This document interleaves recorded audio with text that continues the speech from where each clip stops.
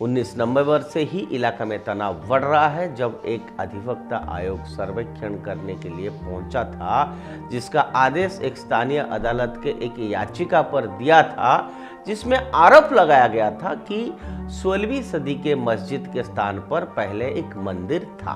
हैरानी की बात यह है कि बाबर ने स्वयं बाबरनामा में इसका उल्लेख नहीं किया। प्री कॉलोनियल लिटरेचर में कहीं भी इसका उल्लेख नहीं है। महायान और वज्रयान बौद्ध धर्म के अनुसार बुद्ध ने संभल में भविष्य के कल्कि के आने की भी भविष्यवाणी की थी।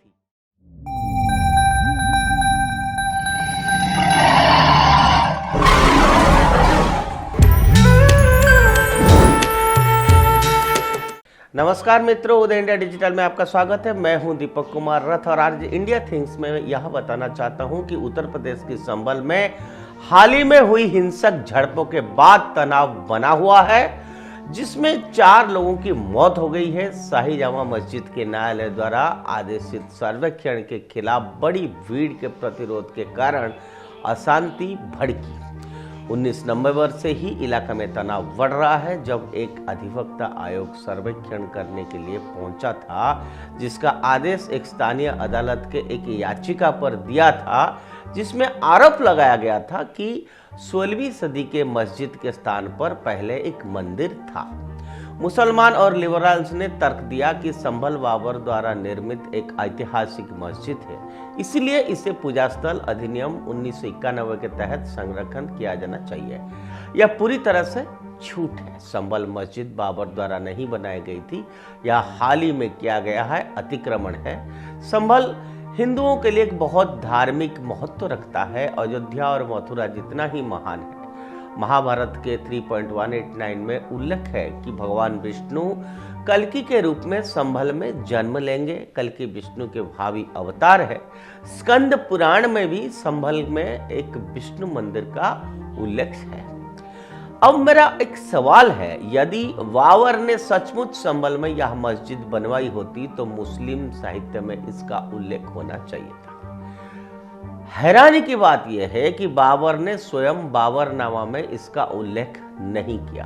प्री कॉलोनियल लिटरेचर में कहीं भी इसका उल्लेख नहीं है। अबुल फजल, जो बाबर की मृत्यु के बहुत बाद तक जीवित रहा, संभल शहर का वर्णन करता है, लेकिन उसने भी किसी मस्जिद का उल्लेख नहीं किया, बिल्कुल भी नहीं किया है। और वास्तव में उसने संभल में एक विष्णु मंदिर का वर्णन किया है। अबुल फजल INA अकबरी में लिखता है, संभल की सरकार में शिकार की भरमार है, जहां गैंडा पाया जाता है। यह छोटे हाथी जैसा एक जानवर होता है, जिसके मुंड नहीं होती है और जिसकी थूथन पर एक सिंग होती है, जिससे वह जानवरों पर हमला करता है। इसकी खाल में डालें बनाई जाती है और सिंग से धनुष तार के लिए अंगुल रक्षक और इसी तरह की अन्य चीजें बनाए जाते हैं।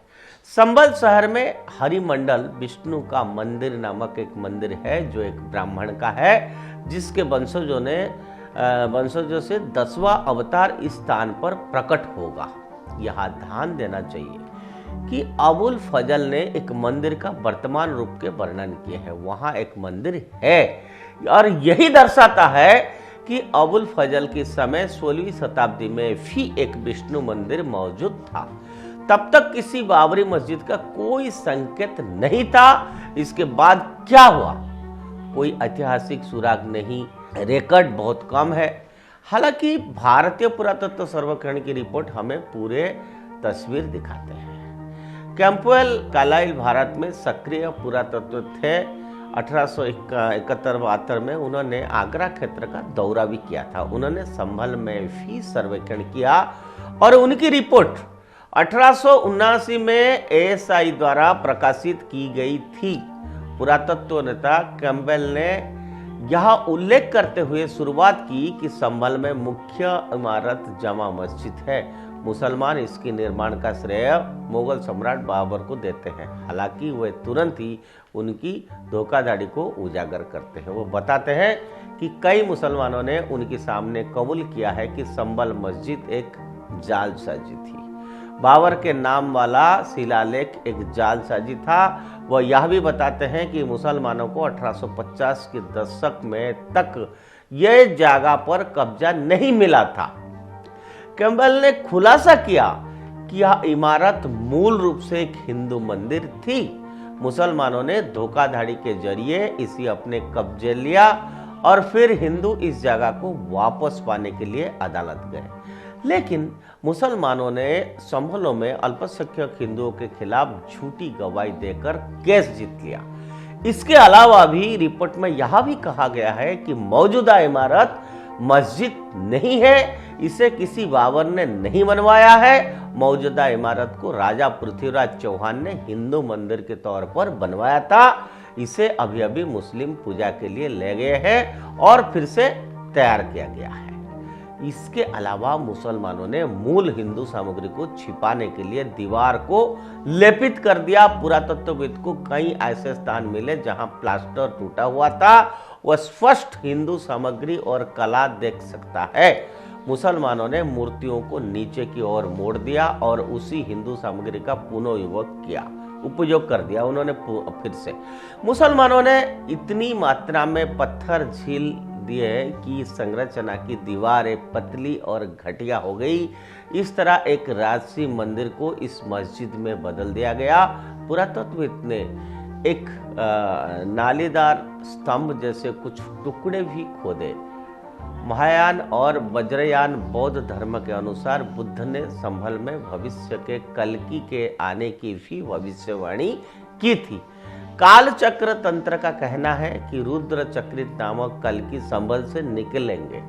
वह एक महान युद्ध में पैगंबर मधुमती के म्लेच्छ अनुयायियों को नष्ट करेंगे और कलियुग को समाप्त कर देंगे। इसीलिए चीनी भी संभल की तीर्थयात्रा करते थे। इन बतूता के अनुसार चीन के जो अंतिम युआन राजवंश के सम्राट तोगन तैमूर ने दिल्ली के सुल्तान मोहम्मद बिन तुगलक के पास एक दूत भेजा था।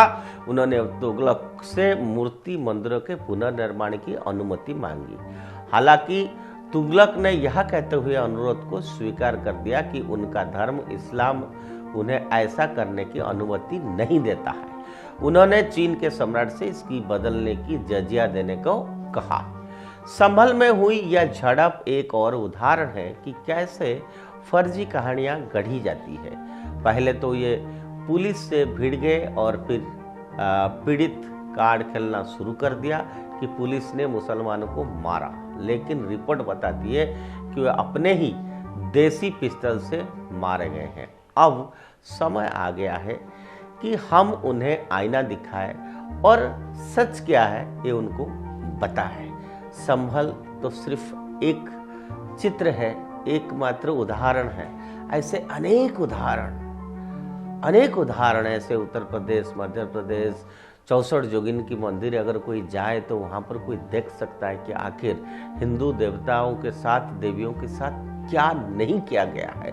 मुसलमानों ने उनको किस तरह से, किस मूर्ति का हाथ नहीं, किसी का धड़ नहीं, ऐसा विकृत रूप, कराल रूप बनाया गया है हिंदू देवताओं को।